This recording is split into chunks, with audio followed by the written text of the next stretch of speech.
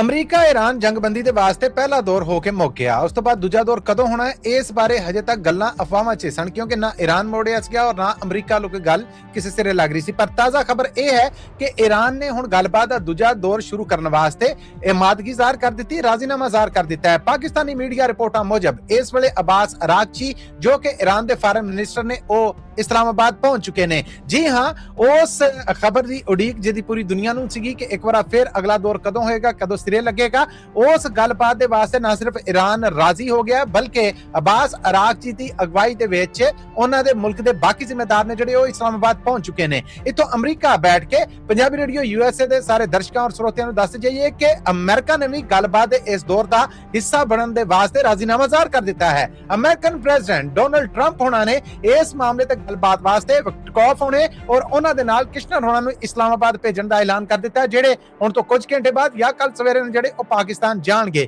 ਇਸ ਤਰ੍ਹਾਂ ਪਹਿਲੇ ਗੱਲਬਾਤ ਦੇ ਦੌਰ ਤੋਂ ਬਾਅਦ ਦੋਵੇਂ ਮੁਲਕਾਂ ਨੇ ਆਪੋ ਆਪਣੀਆਂ ਮੰਗਾਂ ਪਾਕਿਸਤਾਨ ਰਾਹੀਂ ਔਰ ਡਾਇਰੈਕਟ ਇੱਕ ਦੂਜੇ ਦੇ ਸਾਹਮਣੇ ਰੱਖੀਆਂ। ਫਿਰ ਉਹਨਾਂ ਅੜੀਆਂ ਦੇ ਉੱਤੇ ਪਾਕਿਸਤਾਨੀ ਪ੍ਰਾਈਮ ਮਿਨਿਸਟਰ ਔਰ ਪਾਕਿਸਤਾਨੀ ਫੌਜ ਮੁਖੀ ਦੇ ਲਗਾਤਾਰ ਰਾਬਤੇ, ਦੂਸਰੇ ਬਹੁਤ ਸਾਰੇ ਮੁਲਕ ਨੇ ਜਿਹੜੇ ਉਹਨਾਂ ਦੇ ਦਬਾਅ ਤੋਂ ਬਾਅਦ ਔਰ ਉਹਨਾਂ ਦੀ ਸਲਾਹ ਤੋਂ ਬਾਅਦ ਮਸ਼ਵਰਿਆਂ ਤੋਂ ਬਾਅਦ ਹੁਣ ਦੋਵੇਂ ਮੁਲਕ ਯਾਨੀ ਈਰਾਨ ਔਰ ਅਮਰੀਕਾ ਇੱਕ ਵਾਰ ਫਿਰ ਪਾਕਿਸਤਾਨ ਦੀ ਰਾਜਧਾਨੀ ਇਸਲਾਮਾਬਾਦ 'ਚ ਗੱਲਬਾਤ ਦੀ ਮੇਜ਼ ਦੇ ਉੱਤੇ ਬੈਠਣ ਜਾ ਰਹੇ ਨੇ। ਈਰਾਨੀ ਜੱਥਾ ਜਿਹੜਾ ਉਹ ਪਹੁੰਚ ਚੁੱਕਿਆ ਹੈ, ਅਮਰੀਕੀ ਜ਼ਿੰਮੇਦਾਰ ਪਾਕਿਸਤਾਨ ਪਹੁੰਚਣ ਦੀ ਤਿਆਰੀ 'ਚ ਨੇ।